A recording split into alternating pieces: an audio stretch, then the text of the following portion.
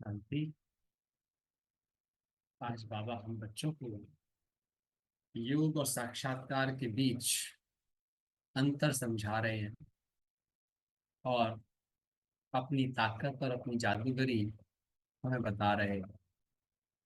बाबा कहते बच्चे, निश्चय कभी भी साक्षात्कार से नहीं, ज्ञान योग से बैठता है। और विजय निश्चय से होती है। साक्षात्कार से क्या होता है, लोग खुश हो जाते हैं, अरे हमने भगवान को देखा, हमने फलाना साक्षात्कार किया, तो एक अच्छी फील आ जाती है। लेकिन बाबा कहते हैं जो सच्चा निश्चय है वो तो किससे बैठता है? ज्ञान और योग। पंख किससे लगते हैं आत्मा को? ज्ञान और योग से। क्योंकि हमारे पास हमारे जीवन में हमारे संस्कारों के परिवर्तन के लिए दो चीजें बड़ी आवश्यक है। एक चीज का नाम है समझ, एक चीज का नाम है शक्ति। तो समझ और शक्ति दोनों मिलकर ही आदतों के परिवर्तन की नींव डालते हैं। कोई बात आपको समझ आ जाए लेकिन उसे अपनाने की शक्ति ना हो तो क्या हुआ? फिर वो किसी काम की नहीं रही। ऐसे ही मान लो किसी में शक्ति भी हो लेकिन उस बात की समझ ही ना हो, उतनी, तो आप उसका धारण नहीं कर सकते। कई बार क्या होता है कि भाई किसी में है तो सही कुछ कर दिखाने का जज्बा, लेकिन अब जैसे मान ले कोई है, एक व्यक्ति है, उसका बॉडी तो बहुत तगड़ी है लेकिन उसे पहलवानी के गुण नहीं आते, जो टेक्निक्स हैं वो नहीं आती हैं उसको, तो क्या होगा? युद्ध हार जीतेगा हारेगा? हारेगा। कितनी भी ताकत क्यों ना हो, अगर किसी को बॉक्सिंग करनी नहीं आती, उसके टेक्निक्स नहीं आते, तो क्या वो जीतेगा कि हारेगा? 100% हारेगा, कितना ही बड़ा पहलवान क्यों ना हो। कहने का अर्थ क्या है? अच्छा, किसी को टेक्निक सारी आती हो लेकिन ताकत ना हो उतनी, बॉडी में उतनी स्ट्रेंथ ना हो, तो क्या वो युद्ध जीतेगा? नहीं जीतेगा। कहने का अर्थ क्या हुआ? किसी भी का बदलाव जो हमारे जीवन में नहीं हो रहा होता है, एक ही पहचान है, लिख लो, या तो समझ ठीक नहीं है या तो शक्ति नहीं है। 7 गुणों को धारण करना भी शक्ति से होता है। आत्मशक्ति अगर किसी आत्मा में उतनी नहीं है तो वो उतने गुणों को धारण भी नहीं कर सकते। गुणों को धारण करने के लिए भी पहले क्या चाहिए? आत्मशक्ति चाहिए। क्यों बाबा ऐसा बोलते रहते हैं कि भाई योग के बिना धारणा नहीं होगी? उसका मेन कारण ही है क्योंकि जब तक, कारण एक और भी चीज है ना, भाई इन दोनों का इतना क्लोज कांटेक्ट है। बाबा क्या कहते हैं, जब तक बुद्धि सोने का बर्तन नहीं होगी तो उसमें ज्ञान का दूध टिकेगा ही नहीं। ठीक। अच्छा, फिर ये भी कहते हैं ज्ञान के बिना बुद्धि सोने का बर्तन नहीं बनेगी। तो दोनों क्या हो गया? इंटरडिपेंडेंट चीजें होंगी। यानी ज्ञान सुनते सुनते बुद्धि शुद्ध होगी, संस्कार जागते रहेंगे, लेकिन योग लगाते लगाते बुद्धि शक्तिशाली होगी, साफ होगी, स्वच्छ होगी, ताकि वो और ज्ञान को ग्रहण कर सके। इससे मुझे क्या समझ में आया? मुझे 3 4 बातें समझ में आई। पहली बात ये समझ में आई कि जिस ज्ञान की बात बाबा पहले स्तर पे करते हैं, अर्थात वो है केवल जानकारी का स्तर। यानी जब जानकारी मिलेगी कि ज्ञान क्या है, मैं कौन हूँ, मेरा भगवान कौन है, मैं उससे कनेक्शन कैसे जोड़ूं, तो ये ज्ञान मुझे क्या देता है? ये बात बताता है कि प्रोसेस टू स्टार्ट क्या है ना। ये समझ का पहला स्तर है। ये समझ का पहला स्तर है जिसमें हम जाके 7 दिन का कोर्स करके अपना, अपने बाबा का, अपने लक्ष्य का, अपने जीवन का, सेवा का, सबका महत्व समझते हैं जाकर, जो हमें करना है प्रक्रिया। अब प्रक्रिया पता चल गई तो अब उस प्रक्रिया को अप्लाई करने के लिए क्या चीज चाहिए? बुद्धि अब और गहराई डीप में जाना चाहिए कि एग्जैक्टली क्या है, समझ क्या है। हाँ, तो उसके लिए क्या चीज चाहिए? अब योग चाहिए कि जितना जान लिया है थोड़ा थोड़ा योग शुरू करते जाओ। तो आपने देखा वो जब ज्ञान में आते हैं थोड़ा थोड़ा योग शुरू करते हैं तो शुरू में बाबा अनुभूति कराता है। बाबा अपनी जादूगरी दिखाता है। क्या करता है जादूगरी के टाइम पे? आपको साक्षात्कार कराएगा। क्यों? क्योंकि अभी ताकत नहीं है आत्मा में। और आत्मा का जो बिलीफ सिस्टम है वो क्या है? अरे भगवान कुछ दिख जाए, कुछ मिल जाए, कुछ नया सा हो जाए, कुछ जादू सा हो जाए, तो उससे क्या होता है? उसके अंदर के विश्वास जाग जाते हैं। इसका मतलब भगवान अब करा लेगा, मेरे को कुछ दिख गया है, कुछ ये बल आ गया है। तो उस तरह की जादूगरी दिखा देता है। या जादूगरी भी नहीं दिखाएगा, साक्षात्कार भी नहीं कराएगा, परंतु आपको शुरू में आकर के आपके जीवन में अनुभव कराने स्टार्ट कर देगा। है ना, आप जाओगे सेंटर पे, आप हल्के हो जाओगे, आपको बहुत अच्छा लगेगा। आपके 2 4 काम जो है वो दुनिया के बनने शुरू हो जाएंगे जाने के बाद में। बाबा के कई तरीके हैं। अच्छा, बाबा को जिसको ज्ञान योग से निश्चय बिठाना होता है उसको साक्षात्कार वगैरह निकालने की जरूरत नहीं पड़ती उससे। ठीक है। और इसे पता है कि ये ज्ञान योग से नहीं आने वाला है, इसको तो अब दिखाना ही पड़ेगा, उसको साक्षात्कार करा देता है। तो बाबा संपूर्ण मनोविज्ञान जानता है, हमारे जन्मों की सारी कहानी को जानता है। उसे पता है कौन सा बच्चा किस रीति से बाप का बनेगा और क्या कार्य कर सकेगा। जो हमें लगता है ना हम बहुत स्पेशल हैं और हमने, अरे हमने भगवान को पहचान लिया है। भैया आपने कुछ नहीं पहचाना, सब कुछ उसने ही पहचाना है। उसने पहचाना है आपको, आपने नहीं पहचाना उसको। वो तो बाद में उसने अपनी खुद पहचान दी है आप। हाँ, बताओ बिना पहचान के पहचाने आप में से कोई बाबा को? कोई बैठा है यहाँ पे भारत की जो बिना पहचान के पहचान गया था? नहीं पहचान सकते, पहचान ही नहीं सकता। जो खुद को नहीं पहचानता था वो बाप को क्या पहचानेगा भाई? जो खुद को नहीं जानेगा वो खुदा को क्या जानेगा? तो एक कॉमन सेंस की बात है, हम चाहे अपने को कितने अक्लमंद मानते हो, और ये संपूर्ण सत्य है कि ये सारा खेल उसका रचाया हुआ है।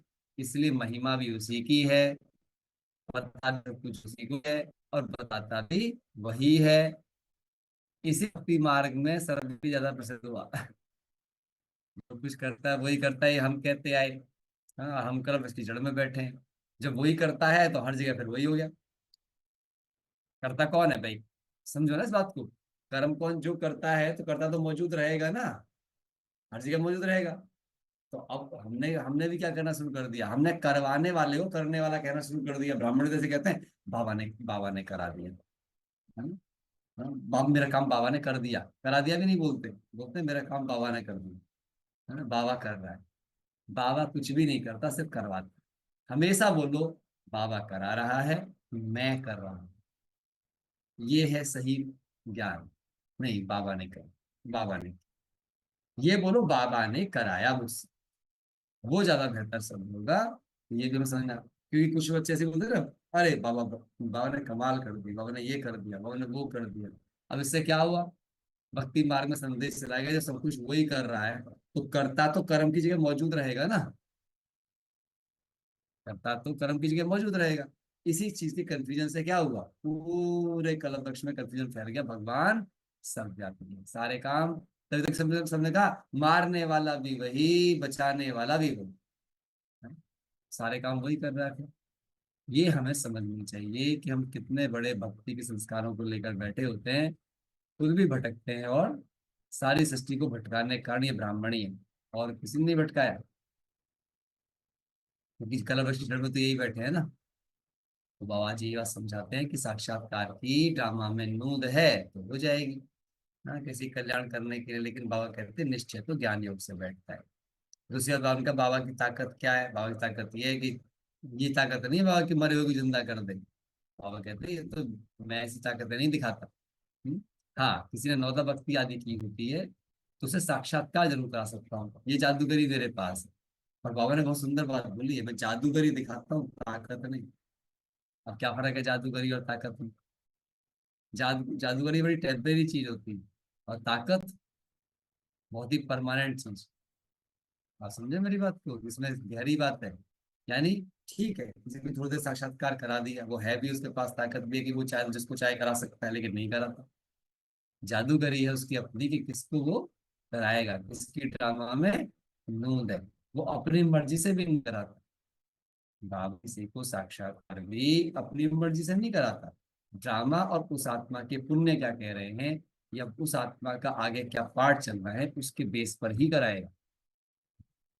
अगर वो ताकत दिखाए, समझना इस बात को, अगर बाबा ताकत दिखाए तो फिर सब पे दिखा दे, फटाफट फटाफट सबको, जिसको साक्षात्कार कराना करा कर, तो काम खत्म कर दे किसी को भी करा के। लेकिन नहीं, जादूगरी उसे इसीलिए कहा गया है कि वो सिर्फ उसी टाइम पे करेगा जब ड्रामा में न्यूज होगी, जब समय और काल की बुलावा होगी। वो समय और काल के नियमों का उल्लंघन नहीं कर।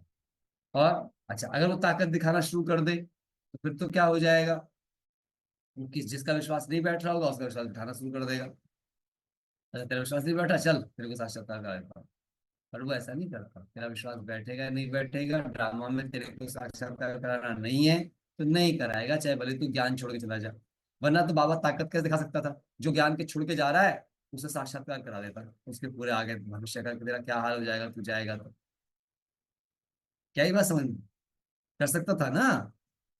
लेकिन जिसे जाना है जाओ। उस आप उसमें ब्रह्मा बाबा को देखो। उसका लौकिक बेटा जब 14 साल की भट्टी के बाद में जा रहा था तो क्या कहा? जा बच्चे, तुझे तेरा कर्म को बुला रहा है। ये नहीं कि उसको साक्षात्कार कराए, उसको वहीं के वहीं स्टॉप कर दे, तेरा हाल क्या होगा, क्या चीज है ना। ताकत नहीं दिखाई। अच्छा, किसी को तो किसी के पास कोई जादूगरी हो, लोग कितना दिखाते फिरते हैं आजकल तो। टीवी में, मीडिया में ये निकाल देंगे, वो निकाल देंगे, चैलेंज स्वीकार करने के लिए बैठ जाते हैं सारी दुनिया के सामने। इन्हें गलत साबित, उन्हें गलत साबित, ये सब क्या चल रहा है? ये कौन सा ज्ञान और अध्यात्म है भाई? ये समझ रहे हो? मैं तो बाबा की बातों को जब पढ़ता हूँ तो समझ आ जाती है भाई, ये सारी दुनिया बहुत अलग ट्रैप में है। केवल बाबा है जो सारी दुनिया को इस जंजाल से मुक्त कर सकता है, वरना हर व्यक्ति केवल पद प्रतिष्ठा और इन सब के चक्कर में फंसा हुआ है, छोड़ देने के बराबर। आप देखो कभी किसी भी, मैं कहता हूँ किसी भी महात्मा जी को जाओ और चैलेंज कर दो आप, नहीं नहीं आप ठीक नहीं कह रहे हैं, या आपके ये वाली बात आपकी ठीक नहीं है, या आपकी ये ठीक नहीं है, आप देखो फिर उसका रिएक्शन साथ का संग पे आ जाएगा, तुरंत एकदम प्रमाणित करने लग जाएगा अपनी हर बात। तुम्हें क्या पता है?